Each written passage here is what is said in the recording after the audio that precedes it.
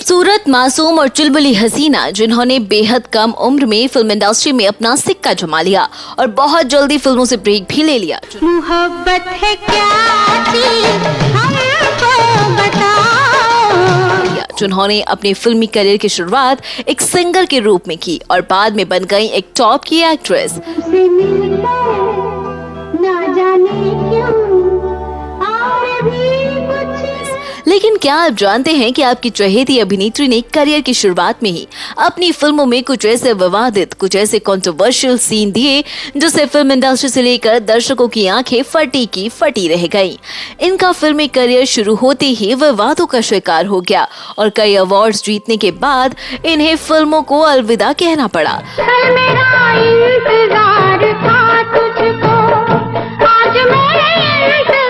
आज हम आपसे बात करेंगे 80 के दशक की खूबसूरत और मासूम चेहरे वाली एक्ट्रेस पद्मिनी कोल्हापुरे की और जानेंगे उनकी पर्सनल लाइफ के बारे में। जिंदगी प्यार का गीत है, इसे हर दिल को चलिए जानते हैं कि आखिर कैसे पद्मिनी कोल्हापुरी का फिल्मों में आना हुआ।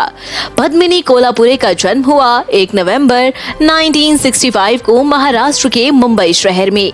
इनके पिता का नाम पंढरीनाथ कोल्हापुरे और मां का नाम निरूपा था। पिता एक प्रशिक्षित शास्त्रीय संगीत और वीणा वादक थे। यशोमती मैया से बोले नंदलाला और मां एयर इंडिया में ग्राउंड स्टाफ के रूप में काम करती थी। वो अपनी माता पिता की 3 संतानों में से दूसरी संतान थी। उनकी 2 बहनें शिवांगी और तेजस्विनी थी। आगे चलकर उनकी दोनों बहनों ने भी बॉलीवुड में अपनी किस्मत आजमाई। पद्मिनी की दादी पंडित दीनानाथ मंगेशकर की सौतेली बहन लगती थी। इस तरह पद्मिनी रिश्ते में लता मंगेशकर और आशा भोसले की भतीजी लगती थी, क्योंकि वो एक संगीतकार परिवार से ताल्लुक रखती थी। तो उन्होंने भी कम उम्र में ही संगीत सीखना शुरू कर दिया था। राधा क्यों गोरी, मैं क्यों काला। संगीत की चाहत की वजह से ही पद्मिनी ने 1973 में फिल्म यादों की बारात में अपनी बहन शिवांगी के साथ कोरस गाया था। यादों की बारात निकली है आज के द्वारे। इसके अलावा यादों की बारात, किताब, दुश्मन दोस्त, विधाता, 7 सहेलियां, हम इंतजार करेंगे जैसी फिल्मों में गाना गाया। कम लोगों को ही पता होगा कि फेमस सिंगर बप्पी लहरी के साथ म्यूजिक लवर्स नामक म्यूजिक एल्बम भी वो बना चुकी हैं। भंवरे में खिलाया फूल, फूल को ले गया राजकुंवर। कई फिल्मों में गाना गाने के बावजूद पद्मिनी कोल्हापुरे सिंगर नहीं बनी, बल्कि एक्ट्रेस के रूप में फेमस हुई। पद्मिनी कोल्हापुरी ने अपनी फिल्मी करियर की शुरुआत बहुत ही छोटी उम्र से की थी। एक रिपोर्ट की माने तो ये आशा भोसले ही थी जिन्होंने देवानंद को पद्मिनी कोल्हापुरे का नाम सुझाया था, जब उन्हें इश्क इश्क 1975 में एक बाल कलाकार की जरूरत थी। राधा क्यों गोरी, मैं क्यों काला। 1977 में उन्होंने फिल्म सत्यम शिवम सुंदरम में एक बाल कलाकार के रूप में काम किया, जो उनकी सबसे ज्यादा प्रसिद्ध बाल भूमिका भी रही।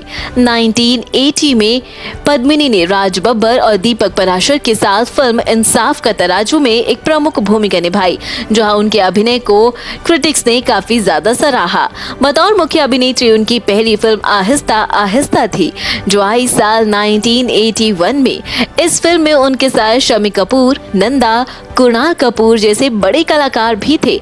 इंसाफ का तराजू, आहिस्ता आहिस्ता, प्यार झुकता नहीं जैसी फिल्मों में काम करने वाली एक्ट्रेस ने अपने फिल्मी करियर में कई शानदार फिल्मों में काम किया। मेरे हाथ पीले कर दो भगवान जी, मेरे बाबा का दुख दूर कर दो, फिर मेरा बाबा रोया नहीं करेगा। लेकिन फिल्म सत्यम शिवम सुंदरम के लिए आज भी याद की जाती है एक्ट्रेस। जब पद्मिनी ने इस फिल्म में काम किया तो उनकी उम्र महज 12 साल की थी। 1982 में वो ऋषि कपूर के साथ फिल्म प्रेम रोग में दिखाई दी और 17 साल की उम्र में सर्वश्रेष्ठ अभिनेत्री का फिल्म फेयर पुरस्कार भी उन्होंने जीता। 1985 में उन्होंने एक फिल्म 2 दिलों की दास्तां में अभिनेत्री के रूप में काम किया था। ऐसा माना जाता है कि फिल्म की शूटिंग के दौरान उनकी तबीयत ठीक नहीं थी। ये घोड़ा तो बड़ा ही नॉटी निकला। थोड़ी देर तक तो बिल्कुल ठीक गया, फिर लगा हाथ पांव निकालने और एक जगह तो बिल्कुल लेकिन फिर भी उन्होंने बीमार रहते हुए फिल्म की शूटिंग पूरी की। साल 1985 के दौरान जब अभिनेता अनिल कपूर बॉलीवुड फिल्मों में आए थे तो उन्होंने अपनी पहली फिल्म वो 7 दिन अभिनेत्री पद्मिनी कोल्हापुरे के साथ की थी, जो उस समय तक एक बड़ी अभिनेत्री बन चुकी थी। ये फिल्म बॉक्स ऑफिस पर भी सुपर डुपर हिट रही थी और अनिल कपूर को बॉलीवुड में अपनी पहली फिल्म में पद्मिनी के साथ काम करने की वजह से पैर जमाने में भी मदद मिली। साल 1993 में उन्होंने अपनी अंतिम फिल्म प्रोफेसर की पड़ोसन की और फिल्म जगत में एक लंबा ब्रेक लिया। साल 1999 में उन्होंने एक फिल्म निर्माता के रूप में बॉलीवुड में वापसी की और फिल्म रॉकफोर्ट बनाई। 2003 में उन्होंने लगभग 10 साल के बाद अपने बड़े बेटे के साथ एक मराठी फिल्म में चिमनी पाखर से अभिनय में वापसी की।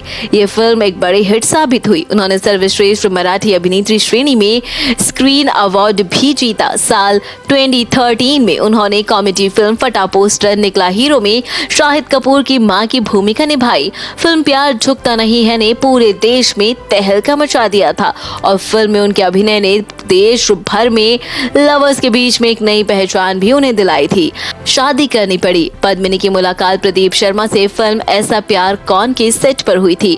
इस फिल्म में उनके को स्टार मिथुन चक्रवर्ती थे। इस फिल्म के डायरेक्टर विजय सदाना को प्रदीप शर्मा ने प्रोड्यूस किया था। पद्मिनी के परिवार को प्रदीप के साथ उनका रिश्ता पसंद नहीं आया क्योंकि दोनों अलग अलग जाति से थे, अलग अलग समाज से थे। जब पद्मिनी के कट्टर महाराष्ट्रीयन परिवार को समझाने की कोशिश सफल नहीं हुई तो दोनों ने घर से भागकर एक दूसरे के साथ जीवन बिताने का फैसला कर लिया। उन दोनों का एक बेटा प्रियांक था जिसने 4 फरवरी से अपनी शादीशुदा जिंदगी की शुरुआत की है। पद्मिनी एक्ट्रेस श्रद्धा कपूर की मौसी भी लगती हैं। एक्टर शक्ति कपूर रिश्ते में पद्मिनी के जीजा जी लगते हैं। दोस्तों, बॉलीवुड एक्ट्रेस पद्मिनी कोल्हापुरी जिन्हें अडल्ट एक्ट्रेस का टैग मिल चुका है, उस पर आपका क्या कहना है? कमेंट करके अपनी राय आप हमें जरूर बताएं।